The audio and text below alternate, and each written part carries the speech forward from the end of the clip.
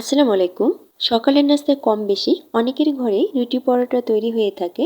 এখন যেহেতু শীতকাল আর বাজারে প্রচুর পরিমাণে টমেটোও পাওয়া যায়, তাই সকালের নাস্তায় একটু ভিন্নতা আনতে এই টমেটো দিয়ে কিন্তু খুবই দুর্দান্ত স্বাদের পরোটা আপনারা তৈরি করতে পারবেন। আর এই পরোটাগুলো খেতে এতটাই টেস্টি হয়, আপনারা ট্রাই করে দেখবেন। ফ্যামিলির ছোট থেকে বড় সবাই এটা পছন্দ করবে। তাই ভিডিওটি স্কিপ না করে প্রথম থেকে শেষ পর্যন্ত দেখার অনুরোধ রইল। আর আমাকে সাপোর্ট করার জন্য প্লিজ চ্যানেলটিকে সাবস্ক্রাইব করে পাশেই থাকবেন। টমেটোর পরোটা তৈরি করতে প্রথমে লাগবে আমাদের পাকা টমেটো। আর এর জন্য চেষ্টা করবেন একদম পাকা টসটসে এবং লাল দেখে টমেটোগুলো বাছাই করতে। এতে করে টমেটোর পিউরিটা সুন্দর হবে এবং পরোটাগুলো খেতেও অনেক ভালো লাগবে। দুটি ছোট সাইজের টমেটো আমি সেদ্ধ করে নিয়েছি। আর টমেটোগুলো পুরোপুরি ঠান্ডা করে নিয়ে এর উপরের পাতলা আবরণটাকে উঠিয়ে নিচ্ছি। উপরের পাতলা আবরণটাকে উঠিয়ে নেওয়ার পর কাঁটা চামচের সাহায্যে টমেটো দুটোকে আমি ভালো করে ম্যাশ করে নেব। আর টমেটোর মুখের দিকে যে শক্ত অংশ সেটা অবশ্যই বাদ দিতে হবে।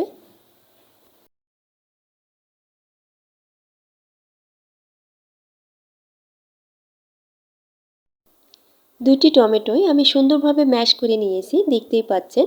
এখন এর মধ্যে আমি কিছু মশলা অ্যাড করে নেব। দিচ্ছি হাফ চা চামচ থেকে একটু কম লবণ, হাফ চা চামচ চিলি ফ্লেক্স, 1 চা চামচ চিনি। যেহেতু পাকা টমেটো ব্যবহার করেছি তাই সামান্য চিনি দেওয়ার কারণে পরোটার মধ্যে একটা হালকা মিষ্টি ভাব আসবে এবং পরোটাগুলো খেতেও অনেক ভালো লাগবে। এরপর 1 টেবিল চামচ তেল এবং কিছু ধনিয়া পাতা দিয়েছি। এখন সব উপকরণ ভালো করে মিশিয়ে নিতে হবে। মশলাগুলোকে ভালো করে মিশিয়ে নেওয়া হলে অল্প অল্প করে আটা অ্যাড করে আমি একটা ডো তৈরি করে নেব। এখানে আমি প্যাকেটের আটা নিয়েছি, আপনারা চাইলে ময়দাও নিতে পারবেন।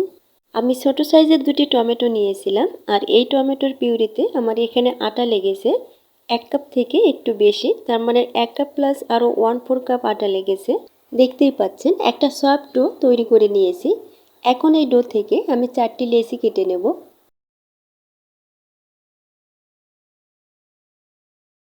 আর ডোটাকে তৈরি করতে যেহেতু টমেটোর পিউরি ব্যবহার করেছি এবং এখানে সামান্য চিনিও অ্যাড করেছি, তাই এটাকে রেস্টে রাখার প্রয়োজন হবে না। তো সরাসরি আমি রুটিগুলোকে বেলে নিচ্ছি। সামান্য একটু আটা দিয়ে আমি রুটিটাকে বেলে নিচ্ছি।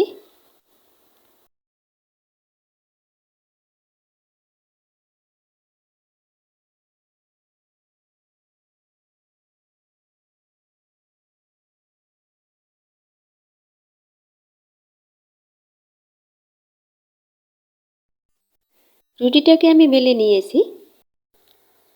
এখন কিছুটা তেল দিয়ে সম্পূর্ণ রুটিতে তেলটাকে ব্রাশ করে দিতে হবে। তেল মিশিয়ে নেওয়ার পর সম্পূর্ণ রুটিতে আটা ছিটিয়ে দিচ্ছি।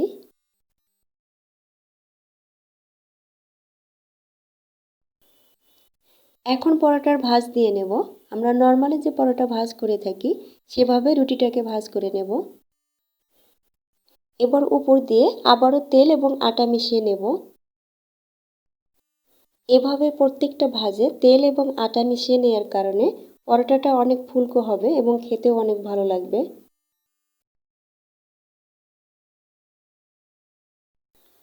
এভাবে প্রত্যেকটা রুটি আমি পরোটার শেপ দিয়ে নেব।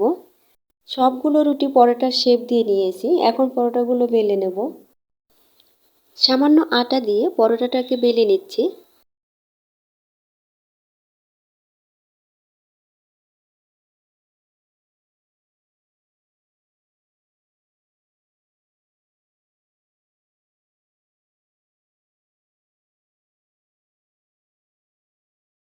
পরোটাটা আমি বেলে নিয়েছি আর এভাবে আমি সবগুলো পরোটা বেলে নেব।